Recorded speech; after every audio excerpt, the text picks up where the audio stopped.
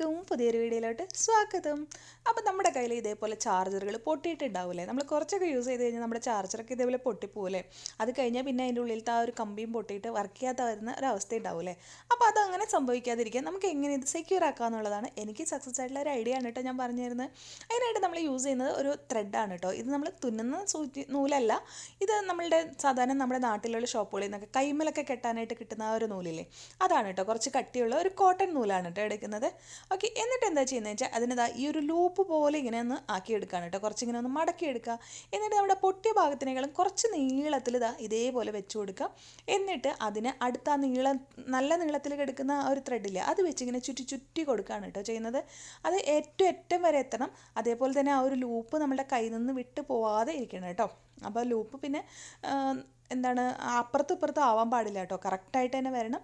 ഇനി നമ്മൾ ശ്രദ്ധിക്കേണ്ടത് എന്താണെന്ന് വെച്ചിട്ടുണ്ടെങ്കിൽ അതിങ്ങനെ നല്ല ടൈറ്റായിട്ട് തന്നെ കെട്ടിക്കൊടുക്കാനും അടുത്തടുത്താവാനും ശ്രദ്ധിക്കണം കേട്ടോ.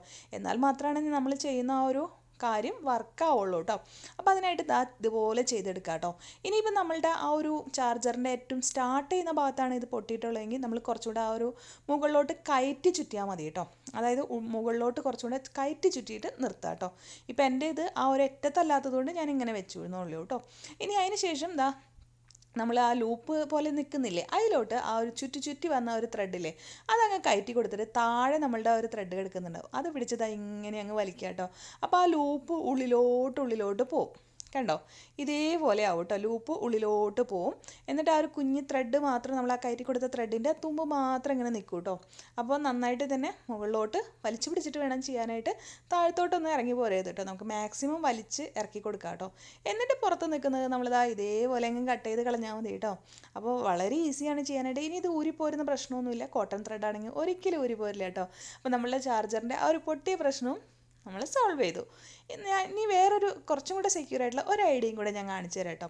അതായത് നമ്മളിതാ ആദ്യം തന്നെ ഒന്ന് സെല്ലോ ടേപ്പ് ഒട്ടിച്ചു കൊടുക്കാണ് കേട്ടോ. നന്നായിട്ട് ഇതൊക്കെ പുറത്തേക്കൊട്ടൊക്കെ പോന്നിട്ടുണ്ടെങ്കിൽ, അതേപോലെ ഒരുപാട് ക്രാക്കുകളൊക്കെ ഉണ്ടെങ്കിൽ ഇനി അത് കുറച്ചും കൂടെ സെക്യൂർ ആവാൻ വേണ്ടിയിട്ട് ഒരു സെല്ലോ ടേപ്പ് എടുത്ത് നമ്മളിതാ ഇതേപോലെ ഒട്ടിച്ച് നല്ല ടൈറ്റാക്കി കൊടുക്കുക. എന്നിട്ട് ഇപ്പം ഞാൻ എടുത്തിരിക്കുന്ന വൂളാണ് കേട്ടോ. ഇതേപോലെ വെച്ച് കൊടുക്കുക കേട്ടോ. കണ്ടോ, നമ്മൾ എത്ര നീളമാണ് വേണ്ടതെന്ന് വെച്ചാൽ അതിനനുസരിച്ച് വെച്ച് കൊടുക്കുക. എന്നിട്ടൊന്ന് കെട്ടി കൊടുക്കുക കേട്ടോ. അപ്പോൾ ഒന്ന് സെക്യൂർ ആവാൻ വേണ്ടിയിട്ടാണ്. കോട്ടൺ ത്രെഡൊന്നും അല്ലെങ്കിൽ ഒന്ന് കെട്ടി കൊടുക്കുന്നത് നല്ലതായിരിക്കും കേട്ടോ. ഇതേപോലെ 1-2 കെട്ടിട്ട് കൊടുക്കുക. ആ ലൂപ്പിൻ്റെ ലെങ്ത്ത് ഒരിക്കലും മാറിപ്പോരുത് കേട്ടോ. അപ്പോൾ അതിന് ശേഷം നമ്മളിതാ ഇങ്ങനെ ചുറ്റി കൊടുക്കുകയാണ് കേട്ടോ. അടുത്തടുത്തായിട്ട് ചുറ്റി കൊടുക്കുക. അതേപോലെ തന്നെ ഉണ്ടോ, ആ നമ്മൾ ലൂപ്പ് പോലെ ഇട്ടത് അടുപ്പിച്ച് കൊടുക്കുന്നുണ്ട് കേട്ടോ. പല സ്ഥലത്തായി കഴിഞ്ഞാൽ ഫൈനൽ റിസൾട്ട് നമുക്ക് കിട്ടില്ല. അതുകൊണ്ടാണ് നമ്മൾ അടുപ്പിച്ച് കൊടുക്കുന്നത് കേട്ടോ. അപ്പോൾ അതാ ഇതേപോലെ ചുറ്റി എടുക്കുന്നുണ്ട് കേട്ടോ. മനസ്സിലായല്ലോ? ഇതിൽ കുറച്ചും കൂടി ഡീറ്റെയിൽ ആയിട്ട് നിങ്ങൾക്ക് കളറ് മാറ്റി കാണിക്കുന്നത് എന്തിനാണെന്ന് വെച്ചിട്ടുണ്ടെങ്കിൽ അത് കാണാൻ വേണ്ടിയിട്ടാണ് കേട്ടോ, മനസ്സിലാവാൻ വേണ്ടിയിട്ടാണ്. അപ്പോൾ ആ ലൂപ്പ് നമ്മൾ നീളം പോവാതെ നമ്മൾ ശ്രദ്ധിക്കണം കേട്ടോ. കുറച്ച് കൂടുതൽ നീളത്തിലിട്ടാലും കുഴപ്പമൊന്നുമില്ല കേട്ടോ. എന്നിട്ട് ഇതേപോലെ ചുറ്റിയെടുക്കുക കേട്ടോ. നമുക്ക് എവിടെയും വരെയാണോ ആവശ്യം അവിടം വരെ ചുറ്റിയെടുക്കുക കേട്ടോ. ഓക്കെ, നമ്മളുടെ ആ മുറിഞ്ഞ ഭാഗത്തിനേക്കാളും കുറച്ച് മുകളിലോട്ട് നമ്മൾ ചുറ്റിയെടുക്കണം. കണ്ടോ, ഇപ്പോൾ ഇതേപോലെ ആയിട്ടുണ്ട്. എന്നിട്ട് നമ്മുടെ ആ ലൂപ്പ് പോലെ നിൽക്കുന്ന സംഭവമില്ലേ, അതിലോട്ട് നമ്മൾ ചുറ്റിക്കൊണ്ടുവന്ന ത്രെഡ് എടുത്തിട്ട് ഇതേപോലെ ഇട്ട് കൊടുക്കുകയാണ് കേട്ടോ ആ ലൂപ്പിൻ്റെ ഉള്ളിലോട്ട്. എന്നിട്ട് നന്നായിട്ട് വലിച്ചു കൊടുക്കാം. ഓക്കെ, എന്നിട്ട് എന്നിട്ട് താഴെ നിൽക്കുന്ന ഒരു ത്രെഡ് നമ്മുടെ താഴെ നിൽക്കുന്നുണ്ടാവും.